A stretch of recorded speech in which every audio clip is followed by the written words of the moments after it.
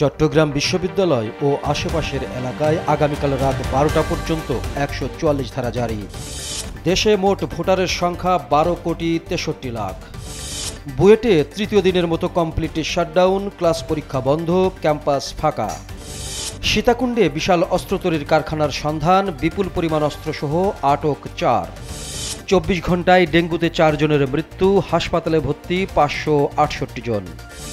ডাকসু নির্বাচনে শিবিরের জিএস প্রার্থীর মনোনয়ন চ্যালেঞ্জ করে রিট। পাগলা মসজিদের দান বাক্সে রেকর্ড 12 কোটি টাকা। চীন ভারতের জন্য বন্ধুত্বই সঠিক পথ, মোদির সঙ্গে বৈঠকে শি জিনপিং। প্রত্যেককে ভোটের জন্য ভোটার আইডি বাধ্যতামূলক করবেন ট্রাম্প।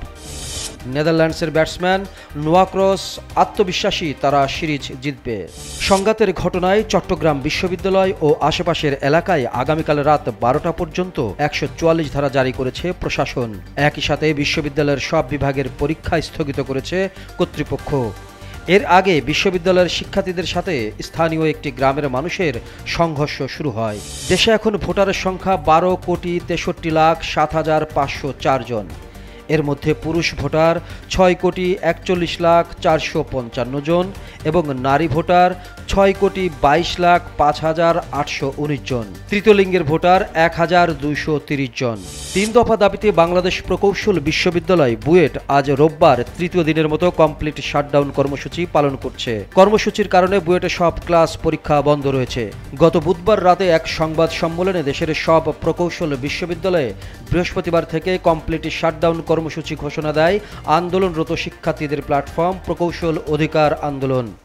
চট্টগ্রামের সীতাকুণ্ডের জঙ্গল সলিমপুরের গহীন পাহাড়ে অভিযান চালিয়ে অস্ত্র তৈরির কারখানার সন্ধান পেয়েছে বাংলাদেশ সেনাবাহিনী। এ সময় বিপুল অস্ত্রসহ 4 জনকে আটক করা হয়েছে।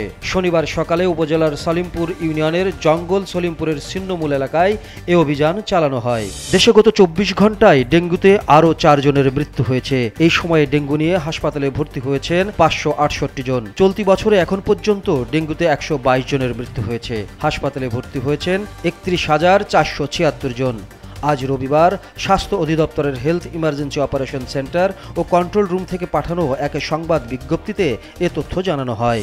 ঢাকা বিশ্ববিদ্যালয় কেন্দ্রীয় ছাত্র সংসদ ডাকসু নির্বাচনে ইসলামী ছাত্র শিবির প্যানেলের সাধারণ সম্পাদক জিএস প্রার্থী SM ফরহাদের মনোনয়নকে চ্যালেঞ্জ করে হাইকোর্টে রিট করা হয়েছে। বাম জোটের প্যানেল থেকে মুক্তিযুদ্ধ ও গণতান্ত্রিক আন্দোলন বিষয়ক সম্পাদক প্রার্থী BM ফাহমিদা আলম বৃহস্পতিবার এই রিট করেন। কিশোরগঞ্জের পাগলা মসজিদের দানবাক্সে এবার জমা পড়েছে রেকর্ড 12,09,37,000 টাকা। এছাড়া মিলেছে বিপুল পরিমাণ বৈদেশিক মুদ্রা ও স্বর্ণালঙ্কার।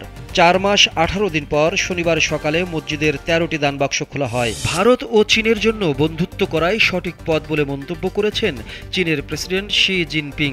সাংহাই কোঅপারেশন অর্গানাইজেশন SCO সম্মেলনের ফাঁকে ভারতীয় প্রধানমন্ত্রী নরেন্দ্র মোদির সঙ্গে বৈঠকে তিনি মন্তব্য করেন। যুক্তরাষ্ট্রে নির্বাচন পদ্ধতি নিয়ে কড়া অবস্থান নিয়েছেন মার্কিন প্রেসিডেন্ট ডোনাল্ড ট্রাম্প। আসন্ন মধ্যবর্তী নির্বাচনে ভোটার আইডি বাধ্যতামূলক করতে নির্বাহী আদেশ জারি করবেন বলে ঘোষণা দিয়েছেন তিনি।